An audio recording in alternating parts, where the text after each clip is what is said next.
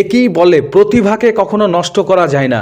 কিছুদিনের জন্য হয়তো দমন করা যাবে, কিন্তু শেষ করা যায় না।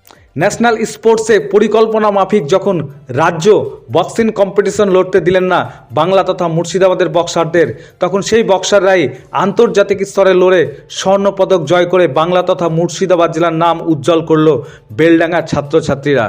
23শে জানুয়ারি নেতাজি সুভাষচন্দ্র বসুর জন্মদিবস উপলক্ষে হাওড়ার আলমোহন দাস ইনডোর স্টেডিয়ামে অনুষ্ঠিত হয়ে গেল একদিনের ইন্টারন্যাশনাল ক্যারাটে চ্যাম্পিয়নশিপ। এই চ্যাম্পিয়নশিপে ভারতসহ বাংলাদেশ ও আর্জেন্টিনা থেকে মোট 800 জন প্রতিযোগী বিভিন্ন বিভাগে অংশগ্রহণ করে।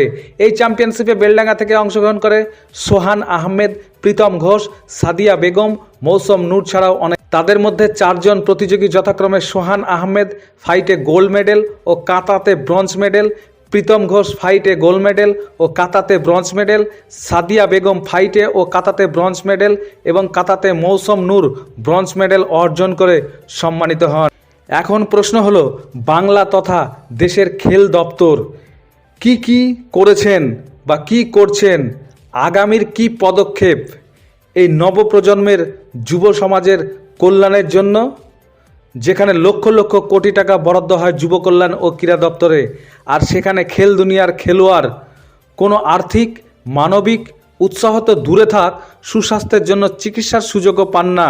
এটা কি সুভাষচন্দ্র বোসের ভারত না অন্য কিছু, সেটা আগামী বলে দেবে।